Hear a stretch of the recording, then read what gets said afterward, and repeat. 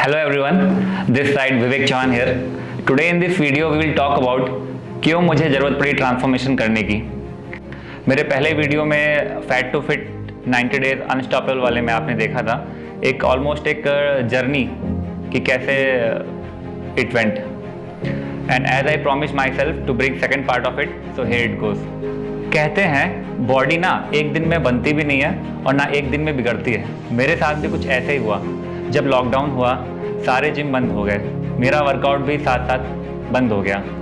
Slowly मेरी body out of shape होती चली गई and I ended up with lots of fat above 100 kg weight and a huge tummy. कोई भी कपड़े मेरे फिट नहीं होते थे बिल्कुल भी, and I could not believe my self that it was me. Only person that I can blame is none other than myself. My wrong eating habits, no workout, sleep and sleep. Things went more wrong. जब एक दिन cricket खेलते time मैं अपना run up भी ठीक से नहीं ले पा रहा था। ब्रीथिंग इतनी ज़्यादा हंसी आ रही थी और जब मैं स्टेयर्स में चढ़ता था तो भी सांस फूलती थी। मुझे समझ आ गया उस टाइम पे कि there is something wrong with my body and fit नहीं हूँ मैं।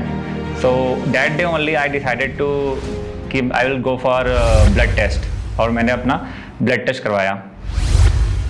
ब्लड टेस्ट की रिपोर्ट आई और एज आई नो कि कुछ भी नॉर्मल तो आना नहीं है, and high cholesterol, high triglyceride, low HDL, सब कुछ इरेगुलर एंड एबनॉर्मल था। अबाउट 30% फैट परसेंटेज, इतना मेरा कभी पूरी लाइफ में नहीं हुआ। उस दिन मुझे रियलाइज़ हुआ कि जब मैं ही फिट नहीं रहूँगा तो मैं किसी और चीज़ का क्या करूँगा। It's all about priorities, and life में जो भी हम काम करते हैं वो हमारी बॉडी से ही होता है। तो जब मैं ही फिट नहीं रहूँगा तो देयर इज़ नो पॉइंट कि मैं अपना फोकस कहीं और ले जाऊँ, rather than it's not time to take action और I will go for transformation.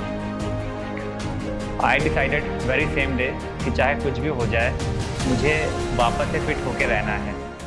I just wanted to get out of shit anyhow. Fortunately धीरे धीरे उस टाइम पे जिम भी खुलना स्टार्ट हो गए थे, तो that thing went in my favour.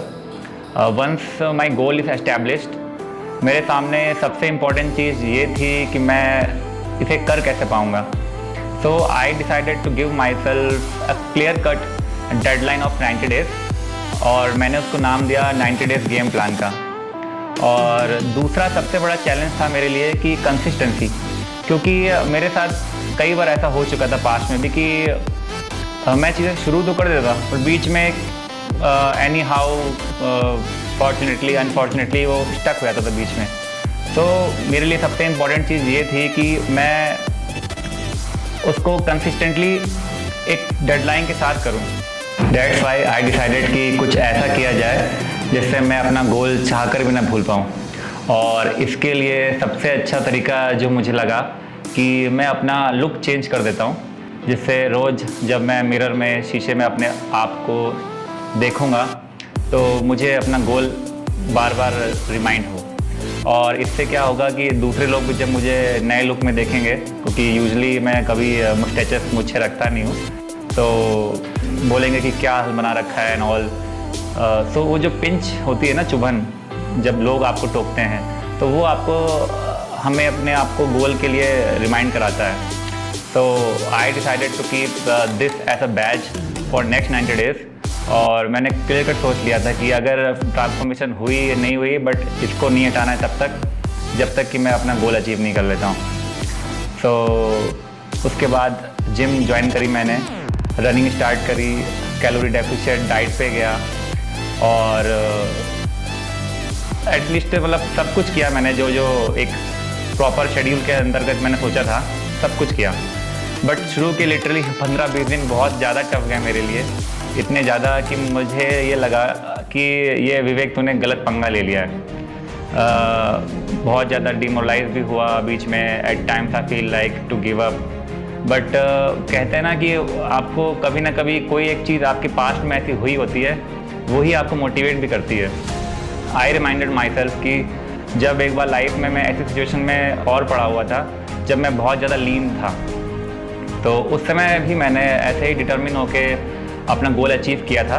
तो अगर उस टाइम मैं कर लिया तो इस बार भी मैं कर सकता हूँ। मेरे माइंड में ये बात बैठ चुकी थी। धीरे धीरे 1 महीना स्पेंड हुआ, जिम ऑन एंड ऑफ, और इस बीच में मैंने literally I have done my best. Means कोई भी चीट डे मील नहीं हुई। एट टाइम फ्रेंड्स लोगों ने भी बहुत ज़्यादा फोर्स किया, कई बार पार्टीज़ में भी, बट आई वॉज एडमेंट कि कुछ भी हो जाए मुझे अपना स्केड्यूल से हिलना नहीं है, और जो भी डाइट है उसके अकॉर्डिंग ही चलना है, कोई चीट डे नहीं करना है। By the end of second month मुझे बॉडी में सीरियसली डिफरेंस फील होने लगा। I am feeling very lighter, और मुझे बॉडी में क्लियरली डिफरेंस दिखने लगा।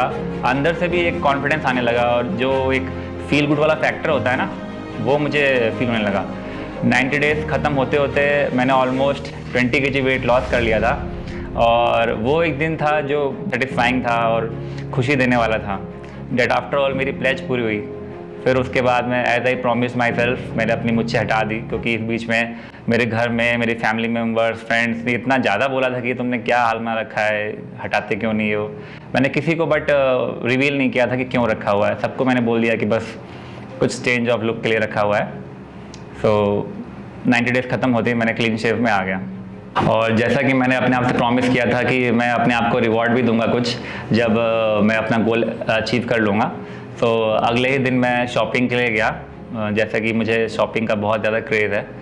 And last but not the least I would like to say that my entire purpose of making this video is to deliver 2 points which is very very utmost important and for you all everyone. First कि if I can do it you too can. अगर मैं ये कर सकता हूँ ना, तो विश्वास मानिए आप भी कर सकते हैं।